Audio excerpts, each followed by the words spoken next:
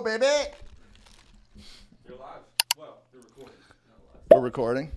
Are the mics working? Every intro I ask. That's the intro to the show. You are not normal with TONYMONT. Every single first line is, "Are the mics working?" Are the mics working? Because I'm scared to death.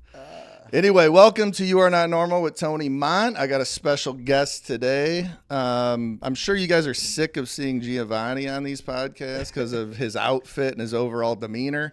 But we have a good friend of mine, Mr. Eric Cline, the sales goat, on the podcast today. So welcome, Eric. How you doing today? I'm doing good, bud. How about Good. you? It's a weird podcast because, like, I've had guests on where I have to ask them a bunch of questions that I don't know about them. Yeah, you But know as it all. yeah, but as I'm like trying to think of questions, I'm like, well, I know all this shit. Yeah.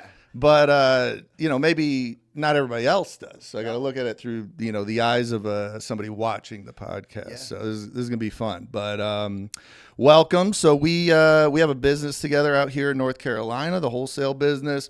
We also train and coach people together, and it's been an awesome 3-year run. Yeah. First of all, my first question I wrote down was, what's with all the tattoos? So, first and foremost, let's. This is I'm proud of you for putting this podcast together. Oh, thanks, dude. I'm super proud of you. It's not easy for somebody to make the commitment of putting a podcast out there, putting yourself out there, and doing it. I know there's been a long time coming for you. Super, super proud of you. Thank you. And this is the first time I've done a podcast where the person sitting across from me knows the old Eric. Legitimately, that knows the old Eric.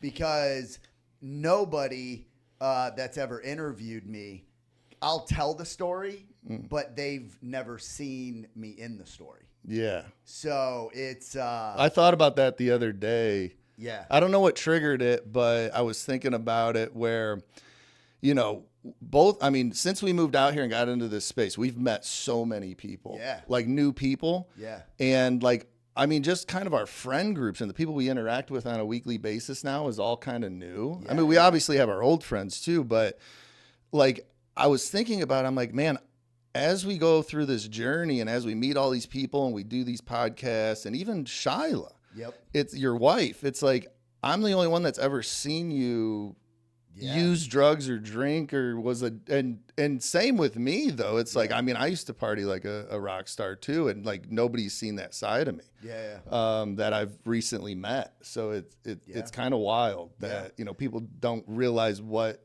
the party was back then. Oh God, no. And for me, really only my family, like my blood family, has seen that guy. Like for me, outside of you, like, dude, there's no one else that really knows the story. Well, because all those people are out of your life now. All of them.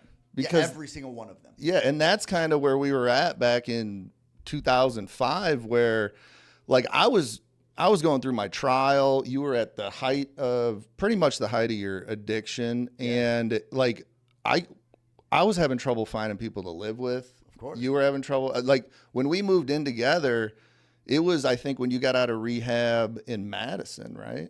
Yeah, because Dusty Mitchell couldn't. I tried living with him, and he couldn't handle me. Right. And he was like, no. So I ended up getting, did we get it to our apartment together right at the same time? Yeah. Yeah, it was nuts. Because, it was like I was in between places and I was staying with this chick, like kind of on her couch, kind of whatever. And whatever meaning I would sleep in her bed sometimes. But so would other guys. So it was a weird situation. But it wasn't a healthy situation. No. But that's where we were at the time. It's like we didn't have a choice. Like we were just staying where we were staying. And then all of a sudden it's like Eric's out of rehab. And you're like, dude, I need to get a place. You want to get a place together? And I was like, oh, perfect. Get off this girl's couch. Perfect scenario. It was going to be so healthy for us. We're like, all right, I'm going to stay on the straight and narrow because I'm going through this trial. You just got out of rehab. What could go wrong? Yep. Everything. Everything went wrong. Yeah, we didn't stop partying. It was completely insane. Yep. But here we are. Here we are. What's with all the tattoos? What's with all the tattoos? So they're all very thought out. Yeah, They sure. are all, I put a lot of time and resources and figure out what a tattoo artist was going to put on me. I think I say at 13 or like 14. I don't know exactly how old I was when I got the first one, but I do know it was in a mechanic shop in Rockford, Illinois. I was still it was either coming out of middle school or right in high school. And the first 2 tattoos I got, one was on the left arm, one was on the right or whatever. Vice arms. versa. Yeah. And it was the guy's first time ever doing a tattoo. So it was really good work. It was really good work. Everyone asked me what was it, and I could not. If you had a gun to my head, You couldn't tell. I couldn't describe what they put on me. Yeah. But there were 2 tattoos, and I have since just gotten a lot of random tattoos. The only ones that really mean anything are the names of like my family. I do have hard luck, which was your idea. Mm-hmm. I got my clean date. I got my wife's name, my kid's name. I got blessed right here. Like I am blessed. You are blessed. I have no regrets. And then you have another one. What does the other one say? It says follow your. It says, trust your gut and listen your heart. Yeah, so there's a word missing there. There is a word missing. So It's 2. it's the word is 2. And I mean, that's a lesson learned, right? Where when you're getting a tattoo by somebody that their first language isn't English, Read the steps. you should probably read the stencil out loud, not just in your head. Because you read it in your head, and to you, It sounded normal. we're not very educated people. Nope. gotta take that We out. have to we got to read things out loud sometimes, and so let's tell that story real quick. So Eric sends me an Instagram of this girl who's doing tattoos in Raleigh. Yeah. And he sends me this Instagram, and I was like, holy shit, I went on a date with this girl. Which is normal. Which is normal. I've dated Yes. every single woman in Raleigh. Yes. As you can see on the Kayla episode where we talk about the Facebook group that talks shit about me. But so I went on a date with this girl, Brazilian girl, and then months later you get a tattoo from her. Yep. Right? So we're all connected in Yep. this world. Yep. Small world. Energy's brought us all together for this story, for Yes. this podcast. So Eric gets a tattoo that is missing a word. And then months later, Weeks later, she goes back. Because I needed it all. The time frame was I just needed it to heal so I could go back, which she said was like, you got to wait at least 2-3 weeks, and you come back and I can fix it. She was for going to you. fix So it. it happened in that time. So in those 2 weeks, or when you were healing, she goes to Brazil. To save a couple $1,000 on liposuction. Right. And I mean, I don't think she needs liposuction. Like, she was curvy. Yeah, whatever. Which, I mean, I like a big corn-fed, hay-throwing Midwest girl. So give me a Brazilian with a little curve to her. But she goes and thinks she needs liposuction. So she goes to Brazil, gets liposuction. She gets an infection, loses her arm. The arm that she tattoos with. Yep. Which is wild. So now you can't fix it. I'm not going to fix it. Yeah. It's staying right how it is. But she is tattooing with her left arm now. And when I'm looking at the art that she has done with her right, I can't wait till you go see her and get a left arm tattoo. It's going to be, she'll miss 2 words next time. But I can feel her pain because my arm is now in a brace, and all I'm doing is using my left hand for everything. We had sushi last night. I look like I had head trauma trying to use chopsticks to eat my sushi, but I refuse to use a fork. It's like, this is something I gotta learn and get through. What if 10 years down the line I do this again? I need to learn how to do things with my left hand. And God bless her, she's doing the same thing. She's adapted and overcome. Onward and upward for that woman. Yeah. So God bless her. Jesus Christ. So that's tattoos. Yeah, tattoos. That's what we were talking about.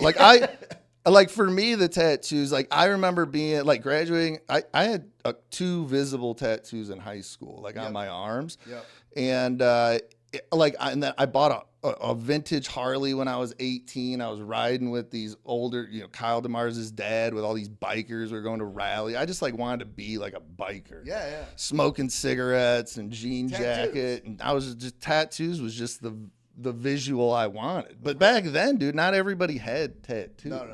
It's so mainstream now. Yeah, it is. But we were OGs. We had shitty tattoos back in the 90s. Yeah. Plenty of them. Yeah.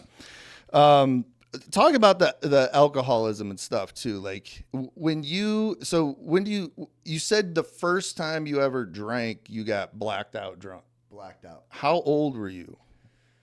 So I believe I was in 7th grade, which is, I was still at Harlem Junior High. 12 or 13? Well, Kai's in 6th, 7th.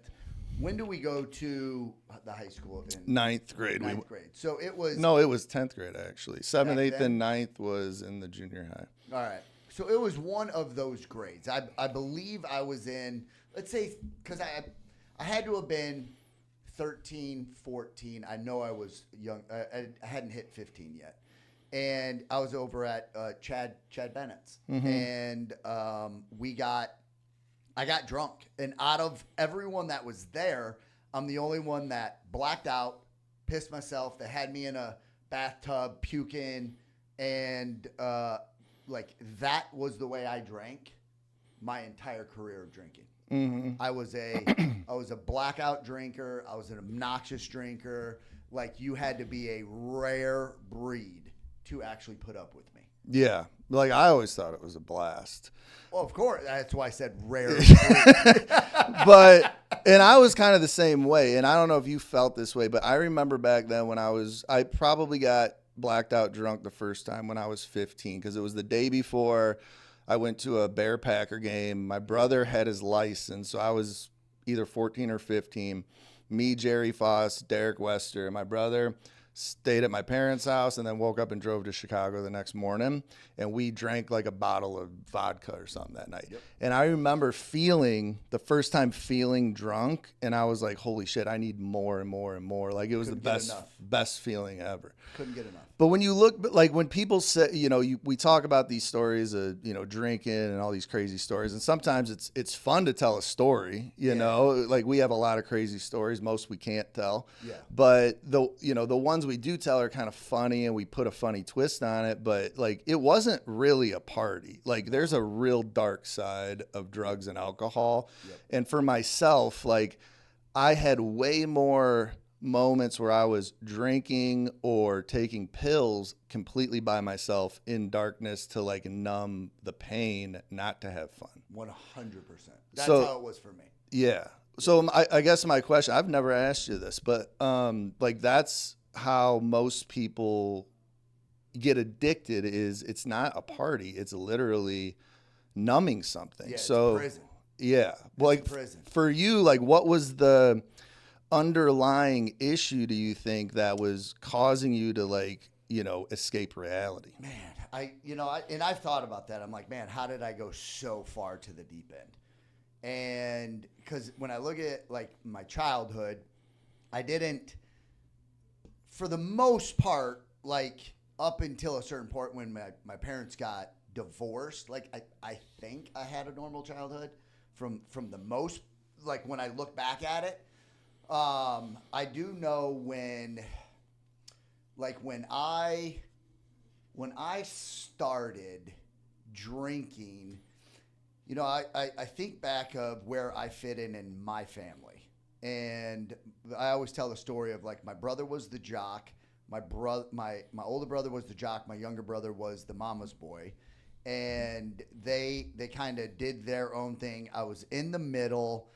And I don't know what it was, but when I remember leaving Colorado, coming to Illinois, and not knowing any kids. And I used to give my lunch money up to kids on the playground. I'd be like, hey, here's my lunch money. Let me play with you guys. Mm.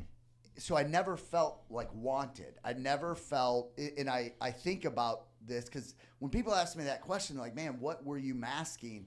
outside of just not feeling comfortable in my own skin. Mm-hmm. Like, that's truly what it was. Like, I used to get my ass whooped by my dad. Was I masking that? Dude, I don't know. Like, I truly think I wasn't confident in who I was.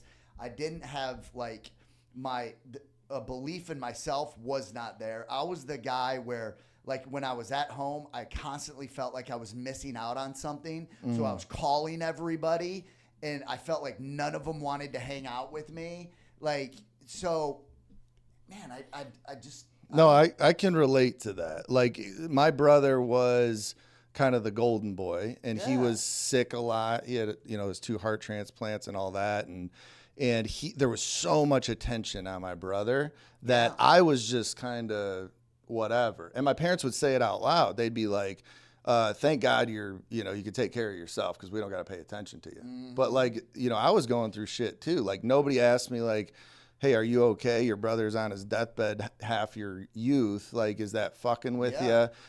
One of my best friends died in high school. Nobody came to me and said, hey, how you dealing with this? It was just like, oh, Tony will be all right. He's tough. Yeah. And it was like this, thing. I was projecting toughness, like maybe to try and get through it, but I absolutely needed help. Hell yes. And there was no help to be given. So, like, for me, it was like I already had it in my blood to black out, drink, and then when more trauma happened, it just kept piling on, and then the partying got worse and worse until ultimately jail. But 100%. I heard something the other day which I thought of you when I heard it, because it like related to me and maybe you too, where somebody said, I didn't suffer from alcoholism until I got sober. And it just like clicked with me, and I was like, yeah, the disease is really what we just talked about, where you're uncomfortable in your own skin. 100%. And that, whatever the cause of that is, that's the disease. And alcohol and drug use and pills and cocaine and crack, that's the medicine you're using to mask what the real disease is. So when you do get sober, and it happened to me when I got sober for 14 months or whatever it was, because I needed to, it took me 90 or 100 days to feel comfortable. Because it was like this, this medicine you're using to mask the true disease, that pain you're feeling or that uncomfortable feeling you have in your own skin is now gone. And now you're like vulnerable. You're like, shit, I'm open to the elements of the world, and like, I don't have anything to use to get out of this. I'm still uncomfortable. It's a crazy And there's feeling. times today, like there's certain, put me on the spot, I probably couldn't name one, but even at 40, now 3 years old, like I'll encounter something where like it would be a lot easier to be fucked up to get through it and not have to like feel all the feelings. But I think that's where a lot of my growth has come from, is for so many years I masked all my feelings and I wasn't able to grow. Like when I got clean at 28 years old, I might as well have just rewind and like starting at 15 years old, because I started using really, really young. I didn't develop. I was still immature. You know what I mean? I didn't have a shit ton of life experiences, paying bills, all like, dude, when I got clean at 28, like I had to learn a lot of shit. And now that I'm 43, literally just turned 43, it's been from 28 to 43, that's almost 15 years. I have 15 years. I've felt a lot of uncomfortable feelings. I've made it through it, which is growth. All of that is growth. I've been through some wars, and I stayed clean through all of it. Death of family members, bankruptcies of a company, almost, me and my wife's relationship went through a very, very rocky point, and I stayed clean and sober through all of that. Which is massive for someone like me, someone like you, not to turn to something and be like, fuck, I'm really uncomfortable right now. Let me just fucking drink and get rid of some of this feeling. Because that's what most people do in trying times or good times. Even when really good things happen in my life, I celebrated the good and the bad. Like it wasn't just drowning my sorrows. When something good happened, I celebrated. And I've had a lot of wins in my life, and I got to feel the good feeling of winning something. I've got to feel, losing something. And all of that for me has just been, when you do that for almost 15 years now, confidence comes with that. Sure. It's like, fuck, dude, I made it through that. Like my lawsuits with me and my wife, and almost losing my marriage, losing a multi-million-dollar company. Like, dude, most motherfuckers are not going to make it out of that married and sober. Yeah, I agree 100%. Married and sober. Yeah. And maybe, I feel like during that time in your life too, it was because we didn't talk for a while. Like we had a falling out, I guess you would call it, when we lived together, where we were obviously just bad for Rightfully each other. so. Like, thank God that falling out happened. Yeah. Jesus Christ. I might have been ahead of the curve of, I got out, so I was acquitted on my trial, and I was like, I need a major change. Yeah. And you hadn't went down that path yet. No. So for me, it was like, all right, that means all my friends here, I got to get away from everybody. And I moved. And once I moved, I was like, I'm not going to talk to anybody until I get my fucking life together. Yep. But then the beautiful thing about, this story, our stories, is I go out to San Diego, I start a business out there, I'm healthy, I'm happy, everything's going good. And then a year later, you go to South Florida, you get sober. A couple years later, you start your own business. Yep. And then we met up like 6 years after that. You were in San Diego randomly. I think you got my number from Cal. Yep. And you called me, left me a voicemail, and I just started smiling. I was like, "This fucking guy." Yeah. And what's he up to? Yeah, and came down to the beach. I think we had a cigar. We hung out at Tower 23, and we didn't even talk about it. We just fucking like we saw each other yesterday. Yeah, dude. But it was so cool to see like that happen, and then got to be friends again in a more healthy environment. Yeah, hell yeah, it was great. And again, that falling out, like, Jesus Christ, dude. That was in, you moved. I was acquitted in 07. So yeah, I was out in 07. And you were how old then? 24. 24. I'm 2 years older than you. Yeah, you would have been 26 at the time. 26. I had a year and a half, because I didn't get clean until I was 28. Yeah, so you were a year and a half. However, yeah, year and a half. I still went on a good year and a half run, and that's ultimately because you left. I went to Chicago because that's where like it went to hell in a handbasket for me, because I got away from like all my immediate family. I got away from them, and dude, it just boom went like my addiction went to a whole nother level. And then at 28 is when I did that, literally hit my knees, went out to Florida. And then, yeah, we met in San Diego. You had an amazing fucking bike shop. You weren't sober. No, Were but you weren't off. I was off pills. I was off still pills. drinking. Yeah. But very much under control, Oh, yeah, 100%. compared to back in the day. Yeah. It was great. It was awesome. But like, so I guess I forgot what my train of thought, but what I was saying is during your lawsuit and the business and all that, it seemed like, when I was coming out to Florida, I don't think you guys traveled out to San Diego during that lawsuit. Maybe you did. I can't remember. But when I would come out to Florida during that time, like, I think it was a good break for you guys, because we didn't talk about the lawsuit all that much. Yeah. Like, it was just like out there to just like have fun and keep your mind off it. So I didn't know like how. I knew the lawsuit and the severity of it, but I guess I didn't know like the strain it was putting on, you and Shyla and just you and you guys individually. So the great thing, well, it's not the great thing, is Shyla, which is my wife. She protected me. So she took the really the blow of that lawsuit when it came to the paperwork, the phone calls, the emails, the everything. And because she sheltered me so much from it, because I was trying to figure out what was the next move.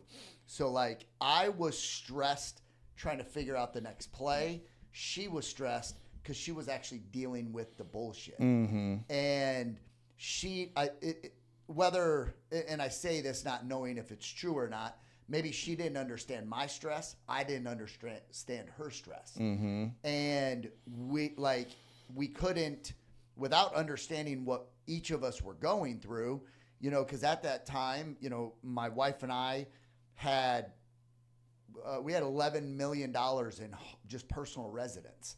That's a lot, dude. Even if you have money, when your income stream gets shut off, you panic.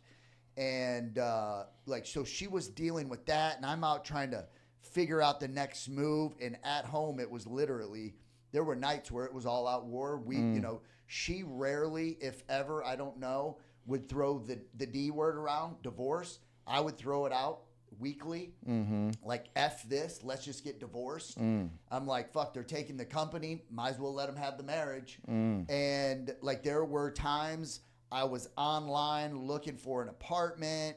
She would send me links to apartments. Jeez. And it sucked, man. And I wasn't always the best husband, you know what I mean? Like I was back then very selfish. She had every right to leave me. I thank God she stayed with me. And, you know, that just shows, you know, one, what kind of a woman she is. And it's made our marriage, you know, I would say today we are absolutely stronger than we've ever been. And when I say ever been, I'm even talking about when we first started dating, all of that. Like, you know, you go through your honeymoon phase of being with somebody. But her and I are more aligned right now than we've ever been. And I truly think it's because we have made it through some motherfucking storms. And I know I can say confidently today that there is no better life out there for me than not just, but other than being with my wife. Oh, yeah. Having my kids under my roof. She keeps me grounded. She knows me. She takes care of me. I take care of her. She's an amazing mother.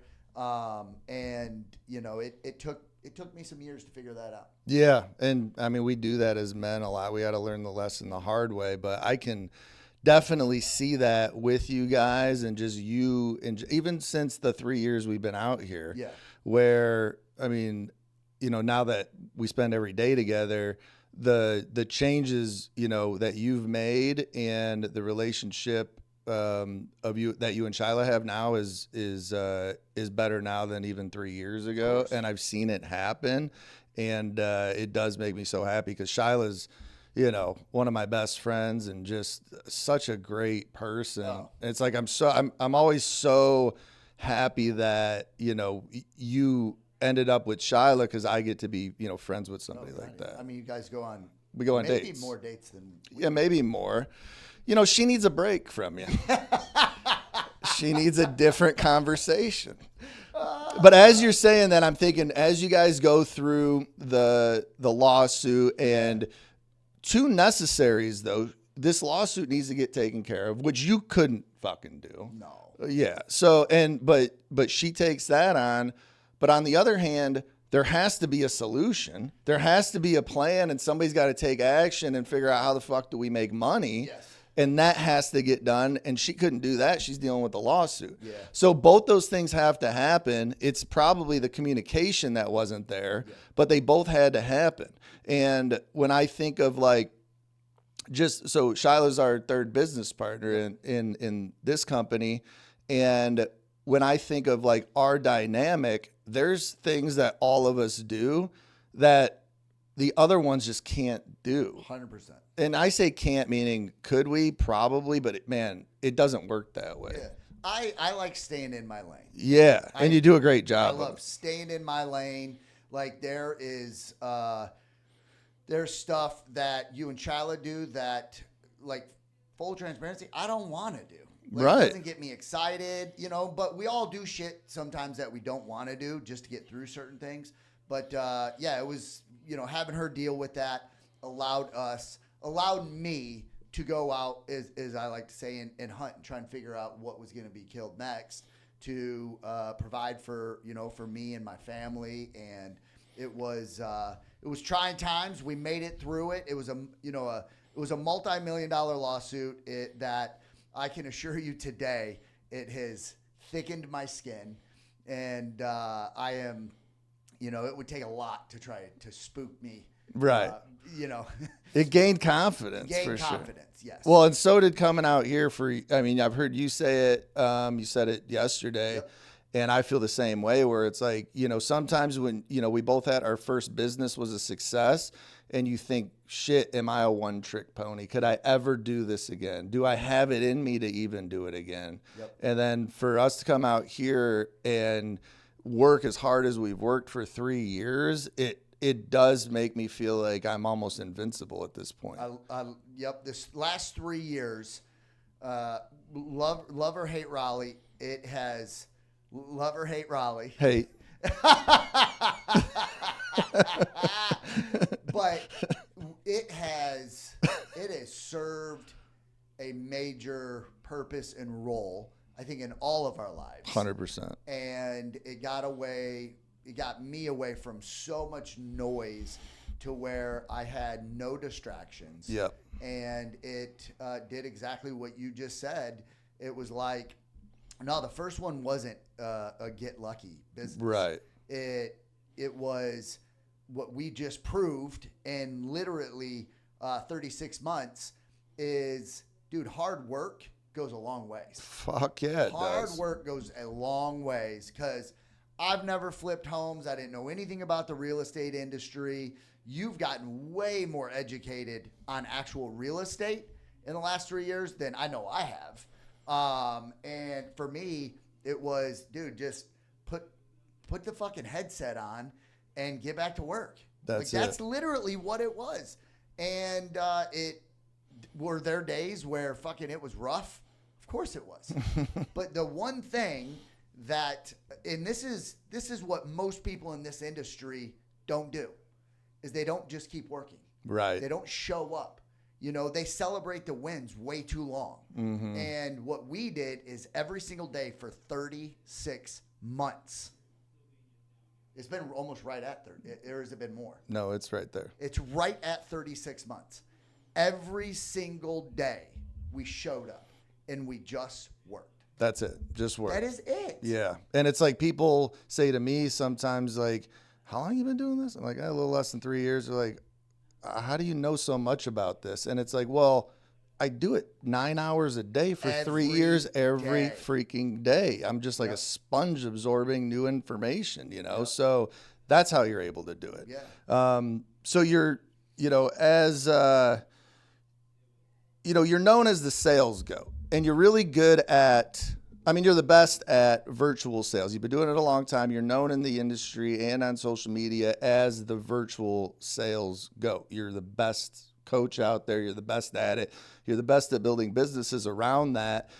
Another thing I think that, and you say you stay in your lane too, but another thing you're really good at that I don't think you talk about enough is like understanding marketing too. Like, dude, you're a marketing genius and building and scaling a business. Like that is your role, like in this company. And it's like, when I came into this with you, it's like, I did belly to belly sales for a long time. I grew a business. It was way different than this.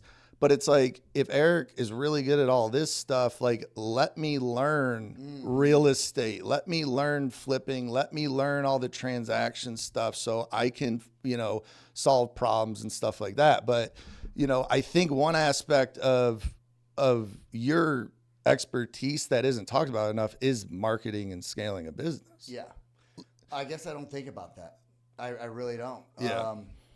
And it goes back to, dude, like our last business that we had, like we scaled the shit out of that. Mm-hmm. And I guess I take it for granted that I know those skill sets. Because coming into the wholesaling industry, again, it is literally sales and marketing. I didn't take it upon myself to learn the real estate side of it. I really didn't. Well, you didn't have to. Yeah, I didn't have to. Right. But when it comes to like the systems, really processes, making sure like the leads get treated the way they need to get treated, the SMS follow-ups, the drip campaigns, how important the CRM is. like all of that stuff, it is in my wheelhouse. And I knew, coming into this, like it was going to be a major part of the business. And yeah, man, the one thing I pride myself on is I know sales and the marketing and sales aspect of it is what drives the business. And, we all think our role is the most important role in the business, but they really are. Every role is the most important role. But like, I do pride myself on being able to ring the register as far as getting contracts and whatever it is. I do believe I could go into just about any industry. I can say it confidently today, like with my CRM, my processes that, on the front end, I could learn the back end and still systematize that. But yeah, dude, it's in 14 years of doing it day in and day out.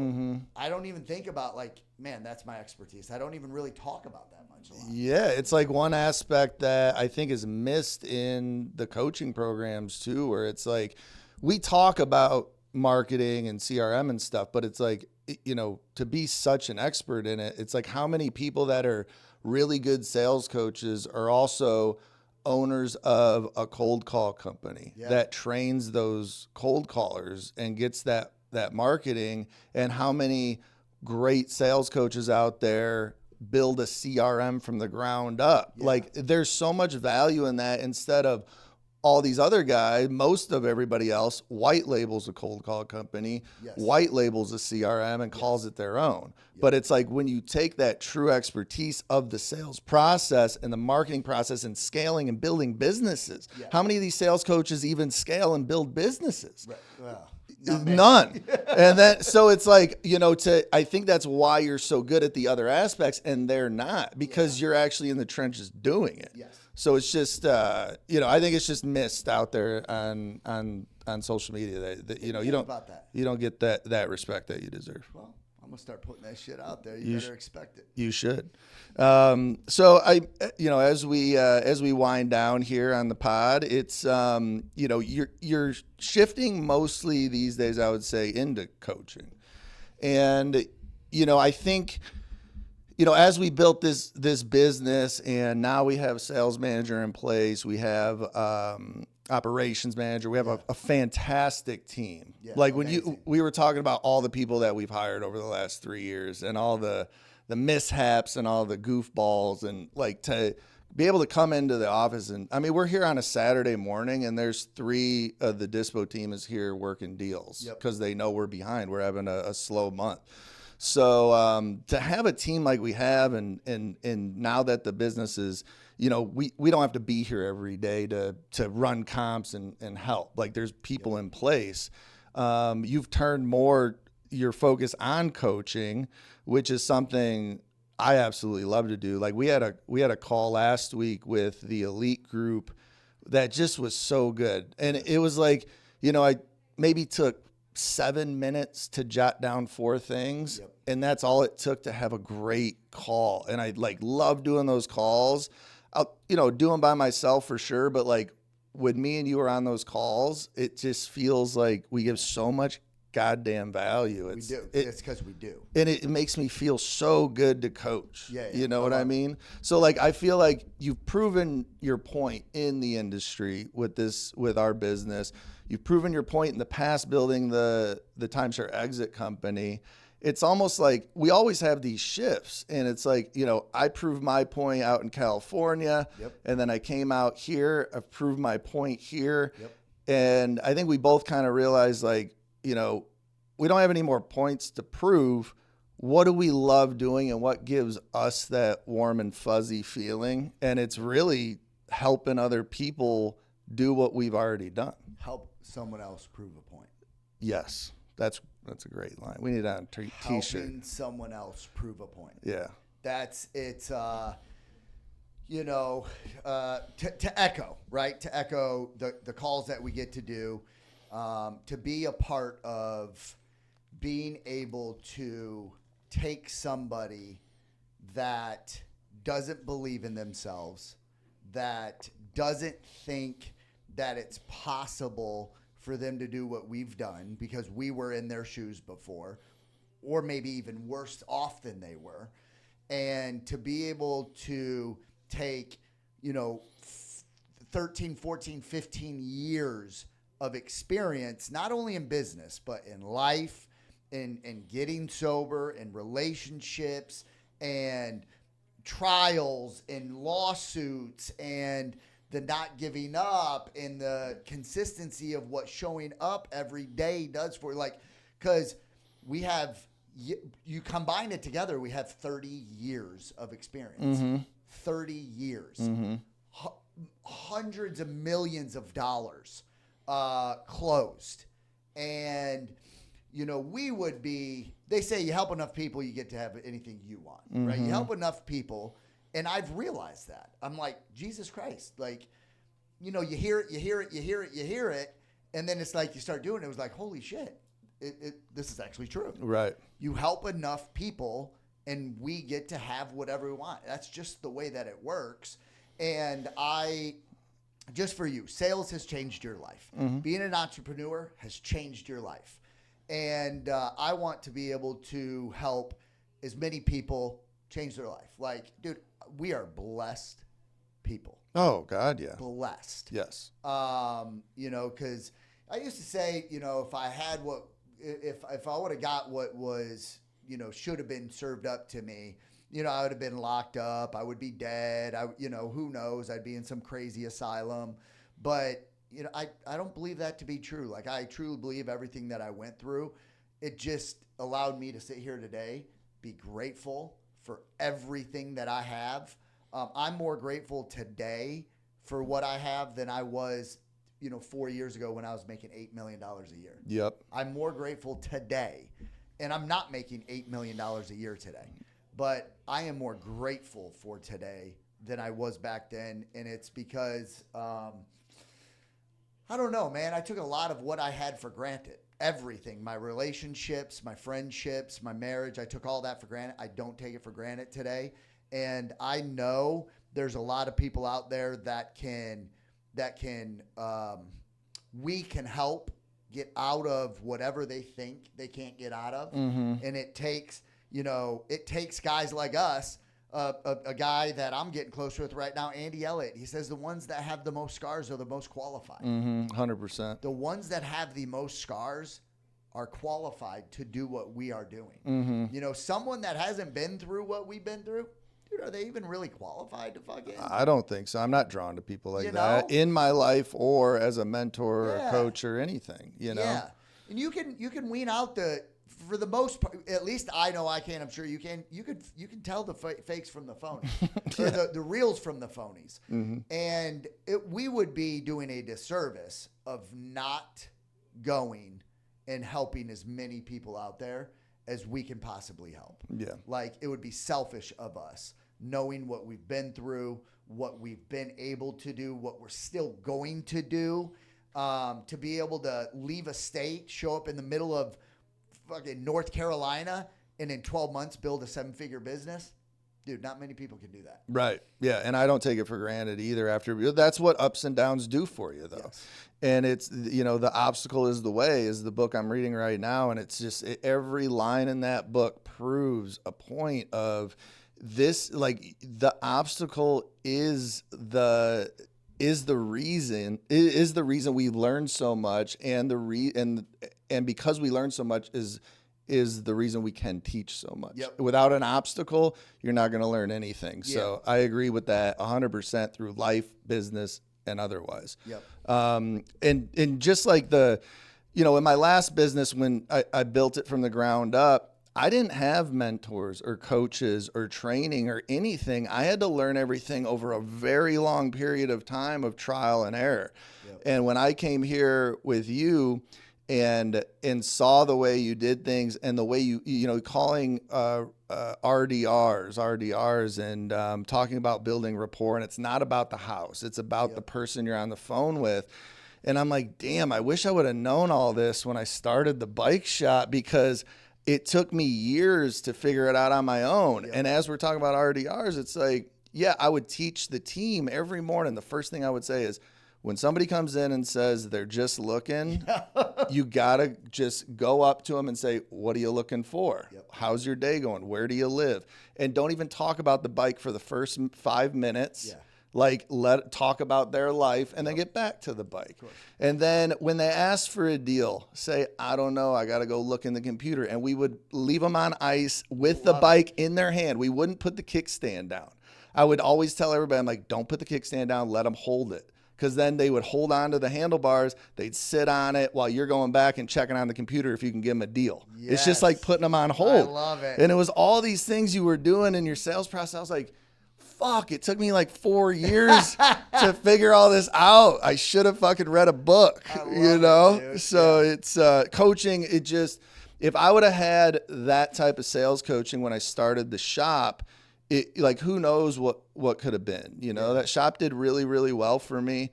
But, you know, if I would have learned faster, it would have grown way faster. I would have made more money, been more successful. So I'll never not have a coach in my life. yeah, I Never. agree. I agree. Like when I don't have one, I get antsy. Yeah. You feel like you're not learning. I mean, you feel 100%. like you're staying I stagnant. get antsy, dude. Yeah. I get antsy. There was even a time in this journey when we were building this, like we weren't a part of a mastermind or something, and we're like, dude, Let's jump into yeah, one. we got to do something. We need a here. community. Yeah, we need to do something. Yeah. Yeah, and then we ended up jumping in one, and yeah, it's a must. I mean, listen, it's not a must, but if you choose not to have one, Good luck. good luck. Do it on your own. Try Yeah. and figure the shit out on your own. Yeah, it's Like, going to be tough. It's the easiest hack in the world is just pay. That's Pay it. for it. Pay for it. That's pay for it. Pay for it. Yeah. Cool. All right. Well, what's next for Eric Cline? What's on the agenda? Let me ask you this. Let's say, like, what is the, I know we don't talk about like ultimate goals really, but it's like, you know, what's the life you see yourself living? You know, you just turned 43. By 50 years old, where do you see, you know, your life in terms of, you know, career and what you're going to be doing on a daily basis? Yeah. Like, what do you feel like you're going to be at? Great question. So I do want to focus. My call center it's an amazing business. It provides massive value to a lot of businesses because it's lead gen. Mm-hmm. So I do want to focus on that. It's a very lucrative business. I know right now I'm just scratching the surface with that company of, you know, providing leads to the real estate space. There's so much more that we can do with that business as far as jumping into other industries, offering other services, not just lead gen. Because it's labor arbitrage at its best. Mm-hmm. You know, we have over in Pakistan, we have a 10,000 square foot. We're building it out as we speak. A 10,000 square foot office. We can put, I think, up to 500 people in this office. Jeez. And we're already at 200 and I think we're at 220, 230 people in an office that I've never even been to. Right. I'm going this year. Yeah. My partner goes out there. But so I want to focus on that. I absolutely want to go all in on coaching. Mm-hmm. You know, it's a passion of mine. I want to be able to do what I've done in my life for a lot of other people. I want to bring my sales training into other industries. You know, what I see for me is I see the wholesaling space, the roofing space, and the solar space as kind of being my three industries that I can go in and do a lot with. And there's a lot of it out there. So, you know, immediately is kind of making my name known in those three industries. And then also having the CRM to be able to cross-pollinate into other industries as well. Because all three of those industries that I just listed are all really sales and marketing industries. There is fulfillment. Like wholesaling is sales and marketing. There's a fulfillment on the back end of it. Roofing in the beginning is sales and marketing. You got to acquire the client before you can fulfill on the client.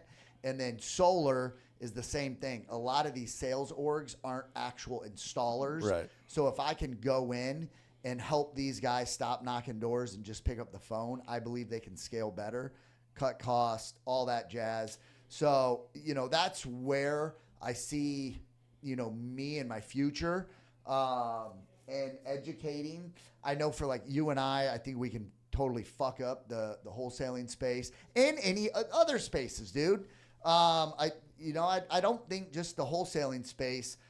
we can go in and fucking destroy, because we've went to multiple different industries and talked to companies. And I was like, Jesus Christ, if you guys are doing these kinds of numbers and your closers or appointment setters are talking the way that they are, like, there's just so much room for growth out there. And I know, like, you know, and I'm sure you felt this way, like talking to a solar company or a roofing company in the beginning. It's like, well, shit, I don't know anything about solar or roofing. Yes. But you don't know shit about real estate. I don't know shit about real estate. You know shit about sales. Yeah, I know sales, marketing, the system behind all of that. That's what I know I can do. Well, dude, and we went out to California and went door knocking with a company. Yes, it was a shit show. It was a shit show. Shit show. We actually left a day early and went and got tattoos and flew what out. did I get out there? Your knuckles. I did get my knuckles. Yeah, I got the mushroom head chick with their ass hanging out. Yep. Very responsible, 40-year-old men in LA. But even like door knocking with these clowns out there, the guy I was with who'd been doing it, he was like one of the top guys. Both of them, they said, were their top two. Top two guys. Yeah, the guy you were with too. We were separate with these guys knocking doors. And the first door I knocked, I got an appointment. Yep. And the guy worked for ComEd and said, you're knocking on the wrong door. I get a 70% discount on my bill. And I got him scheduled for an appointment the next day to get solar on his house. And the dude I was with was like, holy shit, how did you do that? And it's like, it's just all the stuff we do. I said everything you didn't say. You didn't say. I just went through a process. Yeah. The same process in my head that we go through in wholesaling. Yep. So I agree with you 100% on this. I think you're going to change the roofing and the solar company, just like we have changed the wholesale company, or the wholesale industry, I should say. It's the plan. Yeah, it's going to happen. Plan, man. All right. Well, think that's it, man. Thanks for joining me on the pod. It was great. Great podcast. I love doing this shit. Yeah. You need to do a podcast. I'm going to do a podcast. I'm going to set it all up. In the works of getting all that done. Again, just want to, as we're wrapping up, just want to say super proud of you for doing this. I know it was a big step. He's actually had this setup sitting in here for a year. So thank God he finally pulled the trigger and got uncomfortable and did it. So super proud of you for doing it. Thanks, dude. I appreciate you. And, you know, I always say this with my friend group. It's like I got like 5 friends that are like ride or die friends. Yeah. And like me and you, I feel like maybe it's because we lived together and we were going through it and whatever. But like I feel like you're one of these people in my life, probably the only person in my life. I can literally tell you everything. Yeah. And there's literally no judgment. Like we know enough about each other, like that is like stuff that we just can't say to like anybody. No judgment. Not family members, not anybody. And I've always appreciated that about you, and appreciate everything you do. This last 3 years with you has been a blessing. Been a hell of a run. It's been great. It's been so much fun. So, and we just getting started. So thanks for joining the podcast. Thanks everybody for watching. You Are Not Normal, and me and Eric Cline will see you at the top. Bam. What's up, guys? Thanks for watching my video. If you'd like to watch more videos, my playlist is right here. And if you'd like to subscribe, click down here. I'll see you guys at the top.